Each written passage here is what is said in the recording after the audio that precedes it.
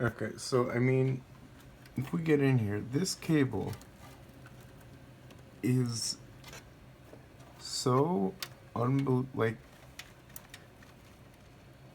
I cannot like this bend in it. It just it's it's ridiculous. So that this has to thread from down here, PSU. It's got to come here. It's got to dodge under this thing here. Now getting these to play along was no small issue either, because I can't even pull it out. It's all stiff in there. You can see where they're routed to. They go behind and then up, and they're jumped. And then these, if I move the emergency SSD out, try to pull this aside. So there's the actual SSD mountings, but these cables obscure them almost completely.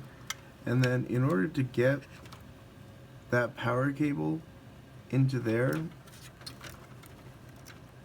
it is bending, like it's putting so much stress on the damn thing, I'm not even that comfortable with it. And then this is how much slack I have to get the power cable to this SSD. That is it. And then that has to loop around and get to this one. So if I wanted to mount another drive, I would have to pull the other one. And the reason that one has to go around is because it has to eventually get in there